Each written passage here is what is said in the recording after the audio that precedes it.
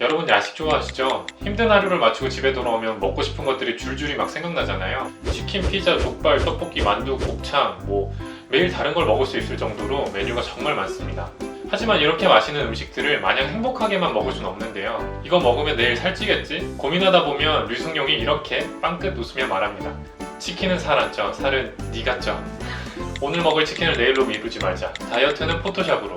민구나 너는 먹을 때가 제일 예뻐. 각종 명언을 창시하며 다이어트를 실패하게 만든 주범. 오늘의 주인공은 우리가 무슨 민족입니까? 바로 배달의 민족입니다.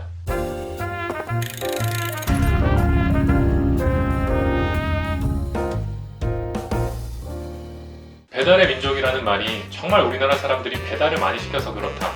이렇게 알고 계시는 분들이 많으시더라고요. 여기서 배달의 민족이라는 게 실제로 우리나라 최초의 국가이자 우리 시족격의 민족이 배달족이어서 붙여진 이름이잖아요. 네, 사실 저도 조사하다가 알게 됐습니다.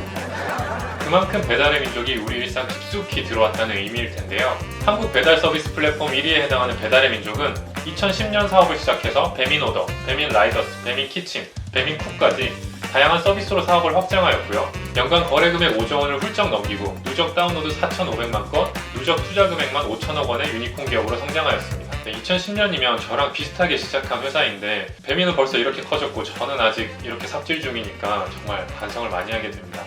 이처럼 지금은 멋있는 수식어를 많이 가지고 있는 배민이지만 처음에는 어떻게 이미지를 구축할지에 대한 고민이 정말 많았다고 합니다. 일예로 김봉진 대표는 젊은 나이의 디자이너로서 투자자들에게 무시당할 것을 걱정했는데요. 그래서 당시 제일기획의 유명한 아트 디렉터 오경수 씨를 모방하기 시작했다고 합니다. 4번 타는 귀뚜라미 아저씨, 네 그분 맞습니다. 동그란 풀테 안경에 민머리와 턱수염, 스스로도 한 번 보면 잊혀지지 않을 디자이너 이미지를 만들어낸 것이죠.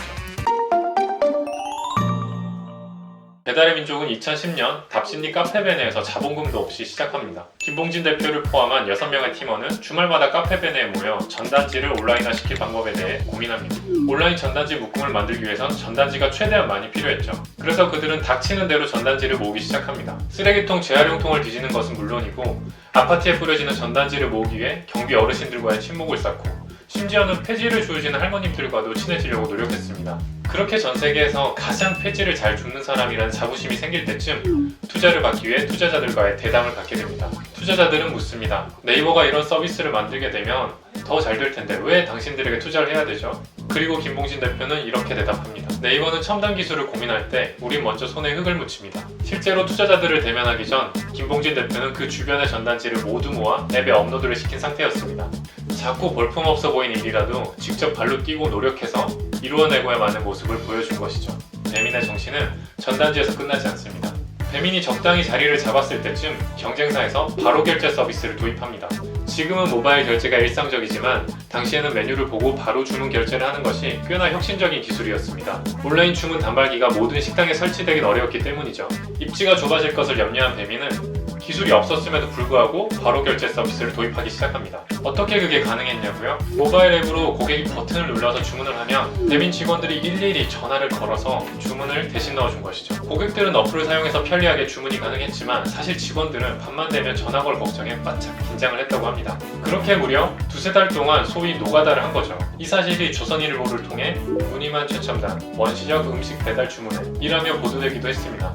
이런 해프닝은 김봉진 대표에게 큰 자극제가 됩니다. 결국 실질적 최첨단 기술을 위해 지속적으로 개발에 심혈을 기울인 결과 현재는 배달을 넘어선 첨단 푸드테크 기업으로의 입지를 탄탄히 구축하게 되었죠.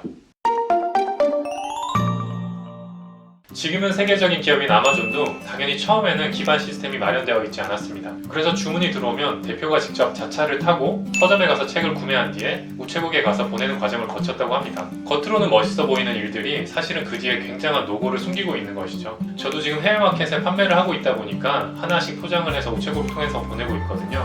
제가 아마존의 지금 과거의 모습이니까 저도 아마존처럼 되지 않을까 감히 예상합니다. 볼품없는 것도 두려워하지 않았던 김봉진 대표가 결국 빛나는 기업을 만들어낸 것처럼 말이죠. 이번 배민 편을 공부하면서 사실 제가 최근에 굉장히 불만이 많았었거든요. 나도 돈만 있으면 나도 쿠팡, 나도 아마존, 나도 배민처럼 이런 기업들 만들 수 있겠다 라는 불만들이 많았는데 사실 이런 과정들이 있었다는 걸 알고 나니까 내가 문제구나, 내가 잘하면 나도 그 과정만 거치고 우리 회사의 색깔을 입히면 가능하겠구나 라고 반성을 많이 하게 되었습니다. 부자 탐구 생활 3장 거칠애보다 중요한 것은 진심과 진실. 배달의 민족 창업자 김봉진 대표였습니다.